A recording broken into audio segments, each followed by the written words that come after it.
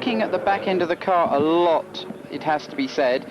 Obviously, they have had problems before, so they are very cautious, or perhaps even just looking to see whether there's unnecessary leakage from Andrew, we've got something happening on screen as well. A big blow-up from one of the Porsches running in the GTS class, and it's just being enveloped in a whole cloud of smoke.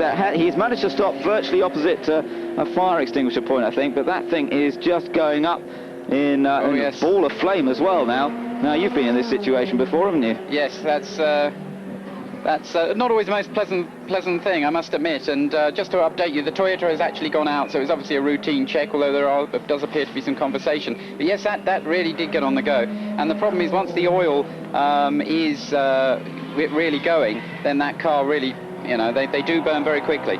Unfortunately, two British drivers in that car, or sharing that car this weekend. It's the John Robinson, Hugh Price and Hubert Haupt Rook Racing Porsche. So it looks very much as though their participation has come to an end this time, and that's very, very sad indeed. Obviously, they've been running reasonably well throughout the course of this race, but all gone now in a big cloud of smoke. And there is another view of the fire trailing, and a lot of oil was put down at that point. That blew it out of the car, and as it was actually burning all the way down and burning on the track. I believe we've got Jörg Müller down in the pits, ready to talk to Martin Haven. Jörg Müller driving for the lead car, the number 17 BMW.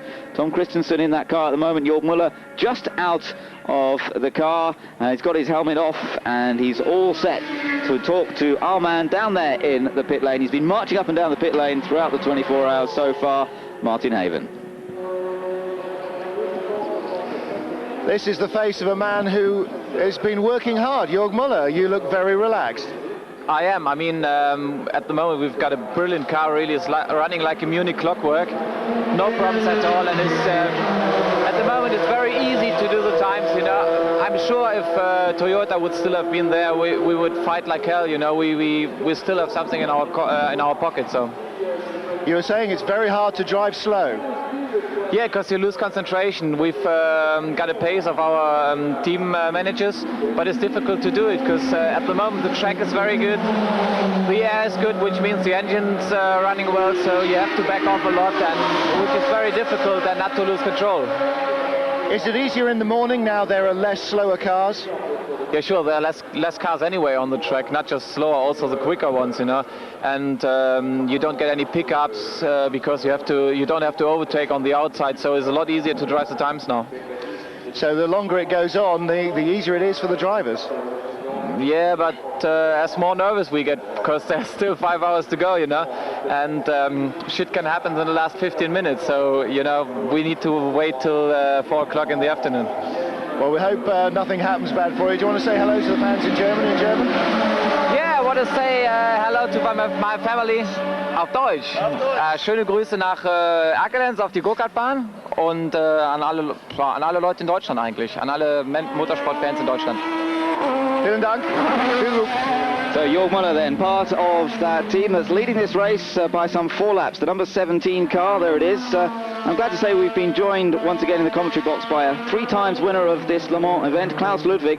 Klaus, the BMW team really do seem to be in good shape now, don't they? Absolutely. The car looks brilliant, seems to have no problems.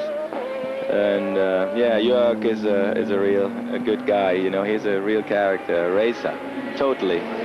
I think he hates it to go slow now, and Charlie Lam will be behind him like whatever you say in English. He'll be keeping an eye on. There's a lot of oil down there. We just saw, actually, while that interview was going on, we saw the number 53 Viper of David Donahue, Jean-Philippe Belloc and Sohail Ayari spinning on that oil. That's why the marshals are now taking their life in their hands, getting out there and putting it down a little bit of cement dust. Yeah, and as a driver, you come to that point and we saw the car spinning and the marshals were not waving that intensively, and you don't know, is there oil or is it just a little spray or whatever, and you come to the point you don't want to lose necessarily too much time, so you go as quick as you can but not too quick, and it's a gamble. And you see the replay there, the replay of that car, and at that time there was no indication. Now the marshals are very brave. Sort of waving the flag out there somehow, sort of rather lazy wave of the striped flag to indicate the slippery surface. The Toyota going through there safely.